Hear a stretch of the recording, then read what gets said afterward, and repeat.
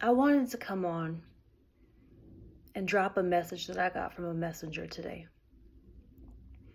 He said, obedience does not care about numbers.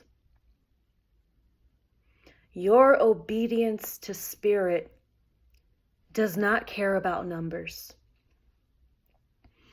And I really had to sit on that for a second, because when you really think about the greatest people who have done things in history, their obedience was not determined by numbers. And I'm so emotional because I want you to know that a lot of you come from powerful ancestry. And some of our most beautiful ancestral forces, their obedience was not determined by numbers. Some of the greatest revolutions in history, some of the greatest change was not determined by numbers. So I want to start you off with a quote that says, "You may succeed if nobody else believes in you, but you will never succeed if you do not believe in yourself." And I'm just going to let the emotion pour out today, because I just feel like y'all need to feel this shit today. One of my favorite women in history was Harriet Tubman. And when we think about what she said about slaves, right? She said, "I freed 1,000 slaves. I could have freed 1,000 more if they knew they were slaves, but it doesn't matter because she still freed some." When I think about the bravery and the courage it takes to obey and be disciplined in order to create change, it is something that you yourself, if you don't believe in, you cannot wait to take initiative, or you cannot wait to be moved by the numbers.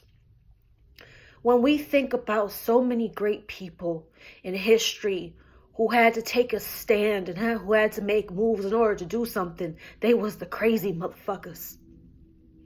They was crazy because they had to do it when nobody else had faith, but they had to know one thing, that they had to have faith within themselves. When Rosa Parks stood up on that bus, it was her. When Harriet Tubman freed and helped lead, it was her. When we talk about Queen Nanny of the Maroons, when we talk about Hannibal Barca, who single-handedly defeated Rome by he was outnumbered. When we think about the Haitian Revolution, they were outnumbered by the French, but they still won. Whether you look at the Bible and you saw Noah and you saw Moses, you might have to go sit by yourself for a minute and be walking with yourself for a minute before people follow you and catch on. You might have to be the crazy motherfucker, taking an initiative to build something that nobody wants to get on. How many times did Noah say, "Yo, the rain is coming.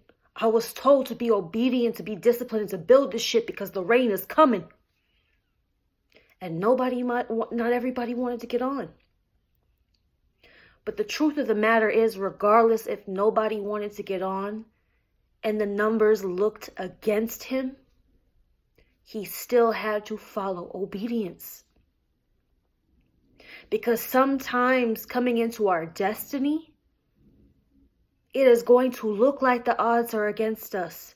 It's going to look like we lack numbers. But sometimes numbers do not equate.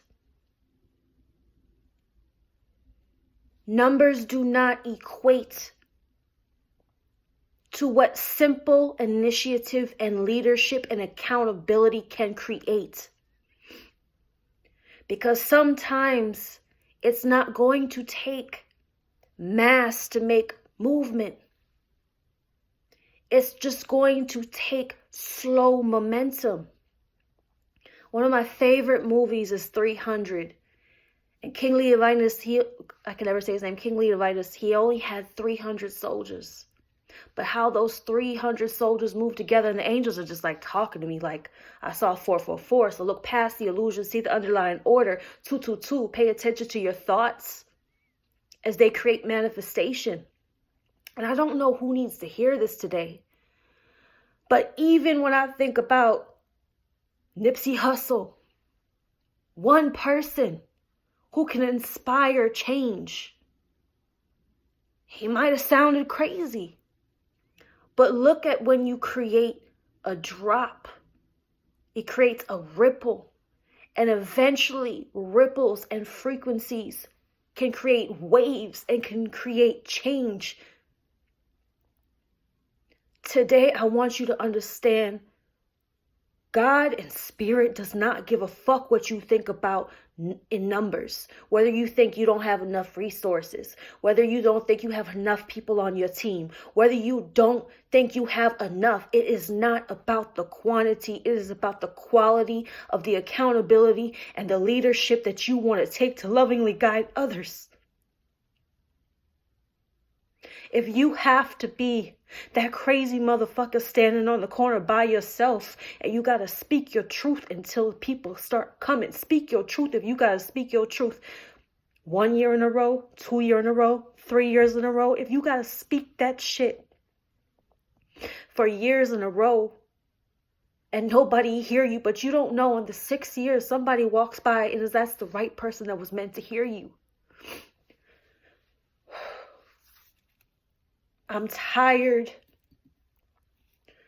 at times, and I've been there, that minority mindset. When you live in minority mindset, we don't have enough. We are too little. We are too small. You will always believe that. When you have to understand the smallest amount of discipline, the smallest amount of obedience, the smallest amount of accountability can lead to something beautiful. But too many of you are hearing the call. You are hearing the things and you are questioning it. Because a lot of times you don't trust your intuition. You don't trust the flow of where spirit's trying to take you. And spirit wants you to know that you can persevere, but you have to stop with this pessimistic ass mentality. When I think about the places in history that my people come from on both motherfucking sides, my mom's side and my dad's side. My dad's side comes from a small little ass fucking country in Europe called Lithuania. They were the last pagans of Europe. They were the last motherfuckers to get converted. And to me, that speaks of how long they held on to what was theirs and their obedience of what they wanted to hold on to. And the more I learn about them, they're a small country, but they are nonconformists and they stick to what their obedience and their discipline tells them. It does not matter the size of the support at times that you feel you have. It can still lead to great things if you have the discipline and the obedience. So today, I just want to share this with you because I feel like I know somebody needs to hear this shit today to take initiative. Your destiny awaits you when you stop with indecision and you move towards it with obedience and discipline in spite of what the numbers of life are telling you. And that's what I leave you with today. Ashe.